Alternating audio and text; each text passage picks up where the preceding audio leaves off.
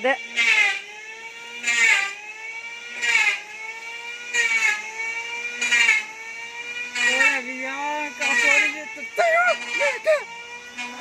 Sáng tao phát rồi.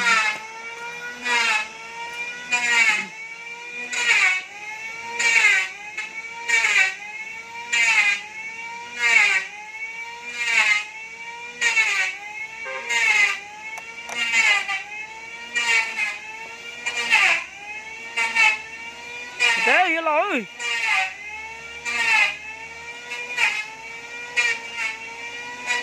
Thế lo thế.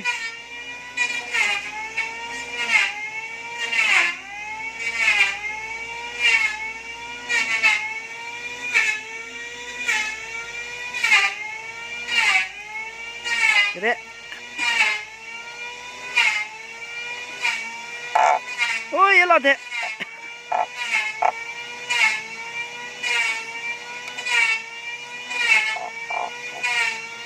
Ôi lò lời.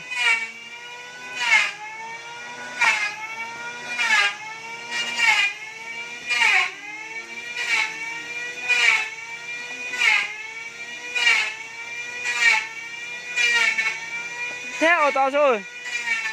Số. Theo tao à.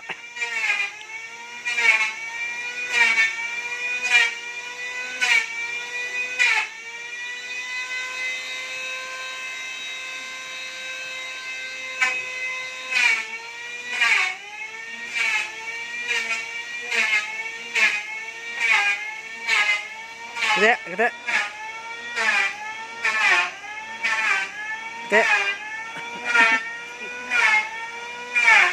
Lên rồi. Nhờ vợ lỡ cho tờ tả nó lậu ô đồ này.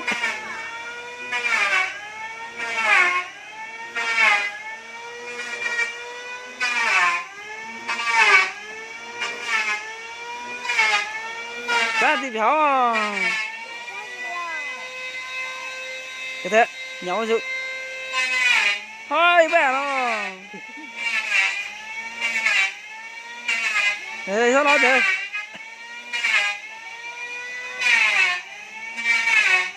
Cho tần cho dù có một dạng cái tên nó tên gì đó, dạng cái là bao xe tên gì đó, tên gì ấy được đó tên gì đó nó ăn xong rồi tên gì đó hay là rồi, ôi không làm là, ở cái này, ở cái này, ôi gì ở cái này, điệu,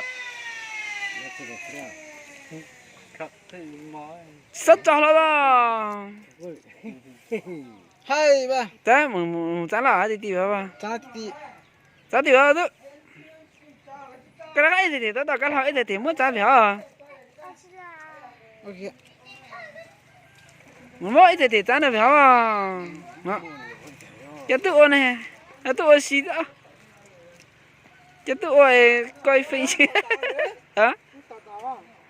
Ừ. Tỏ trâu chú rồi. Được. Nó lỡ.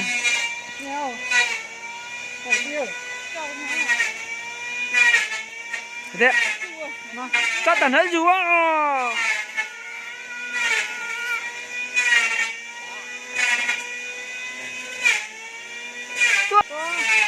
Con lệ chứ là các cô. Để kìa. Mới ăn cái trái béo à, mới ăn tông trái béo à. Trái ăn tông béo, có ít trái béo. Thu tao chứ, thu tao.